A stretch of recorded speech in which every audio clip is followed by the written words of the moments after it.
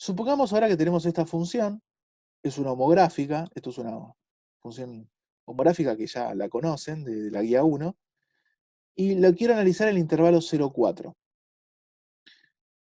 Entonces, bueno, vemos que esta función está definida y es continua en el intervalo cerrado 0,4.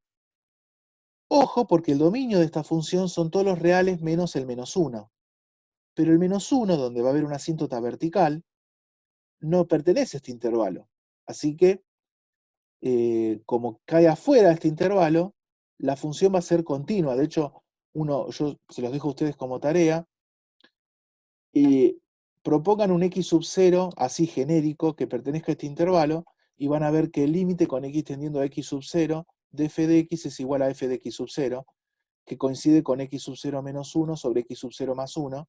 Entonces la función es continua para cualquier valor x sub 0 que pertenezca a este intervalo, ¿sí? El único inconveniente donde lo íbamos a tener en menos 1, pero como menos 1 no pertenece a ese intervalo, está todo bien, la función es continua en este intervalo y está bien definida. Perfecto, entonces como la función es continua en este intervalo cerrado, por el teorema que vimos al principio, seguro va a alcanzar un máximo absoluto y seguro va a alcanzar un mínimo absoluto. Así que vamos a buscar cuáles son ese máximo y ese mínimo absolutos. Entonces lo primero que vamos a hacer es ver el tema de los puntos críticos, que están en el interior de este intervalo, ¿no? Para eso lo que necesito es la derivada. Acá lo que me conviene es aplicar la regla de la división, la de arriba derivada por la de abajo sin derivar, menos la de arriba sin derivar por la de abajo derivada, todo sobre la de abajo al cuadrado. Bueno, esto lo acomodan, ¿sí? Lo manipulan un poquito algebraicamente para dejarlo más bonito, y les termina quedando 2 sobre x más 1 al cuadrado. Nuevamente, la derivada, ¿dónde va a tener problemas? En menos 1. O sea que el dominio de la derivada, el dominio natural de la derivada de esta función, van a ser todos los reales menos el menos 1. Pero el menos 1 nuevamente está fuera de este intervalo. Por lo tanto, la función derivada f' está definida para todos los valores de x que caigan en este intervalo. Esto ya nos va dando la pauta de que, como la función existe para todo este intervalo y la f' existe para todo este intervalo, seguro que no vamos a tener, y eso vamos a verlo en un ratito, no vamos a tener puntos críticos que provengan de la no existencia de la derivada. Entonces, nada, me adelanté un poquito. Veamos ahora con detenimiento el tema de los puntos críticos. Lo primero que tenemos que ver es los puntos críticos que provengan de anular la derivada. Ahora, fíjense, la derivada segunda, perdón, la derivada segunda no, la derivada primera es 2 sobre x más 1 al cuadrado. Si yo esto lo igualo a 0, el x más 1 al cuadrado lo paso multiplicando para el otro lado. 0 por x más 1 al cuadrado es 0 por este paréntesis al cuadrado, me queda 0. Entonces me termina quedando que 2 es igual a 0. Bueno, 2 igual a 0 es un absurdo. Conclusión, la derivada igualada a 0 no tiene solución. Ahora, si la derivada igualada a 0 no tiene solución, significa que no vamos a tener puntos críticos que provengan de anular la derivada. Así que no hay. No hay puntos críticos que provengan de anular la derivada.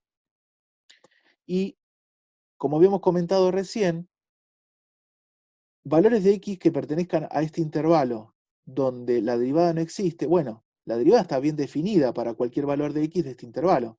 Por lo tanto, tampoco vamos a tener puntos críticos que provengan de la no existencia de la derivada para valores de x que vivan en este intervalo. Entonces, ¿quiénes van a ser los candidatos a extremos absolutos? Si puntos críticos no tengo, una observación que ahora me estoy dando cuenta que me equivoqué. Acá yo tendría que poner x en el abierto, o sea, x perteneciente al abierto y x perteneciente al abierto, porque habíamos dicho que en los extremos, el 0 y el 4, lo íbamos a analizar después, o sea, lo vamos a analizar ahora, ¿sí? Tanto en el ejemplo anterior como en este ejemplo, yo acá tendría que haber puesto abierto, ¿no? Fue un detalle ahora que me estoy dando cuenta que me equivoqué, pero bueno, más allá de eso, hemos visto que, o hemos deducido de que no tenemos puntos críticos. Por lo tanto, los únicos candidatos a extremos absolutos son los extremos de este intervalo, o sea, x igual a 0 y x igual a 4. ¿Sí? Van a ser los únicos candidatos a extremos absolutos. Entonces lo que tengo que hacer ahora es evaluar la función en los únicos candidatos que tenemos, que es en 0 y en 4. En 0, cuando reemplazan acá, ven que les queda menos 1. Y bueno, cuando reemplazan por 4, fíjense, 4 menos 1 es 3, 4 más 1 es 5, y 4 quintos, perdón, 3 quintos es lo mismo que tener 6 décimos, o sea, 0,6. Así que de acá es fácil de ver que el mínimo absoluto es igual a menos 1 y el máximo absoluto es igual a 0,6. Y si hago un grafiquito, fíjense que esto es parte de una función homográfica, ¿sí? Es consistente con esta función homográfica. El mínimo absoluto lo estoy alcanzando en el extremo inferior del intervalo, en x igual a 0, y el máximo absoluto lo estoy alcanzando en y igual a, perdón, en x igual a 4, ¿sí? Donde el máximo absoluto vale 0,6.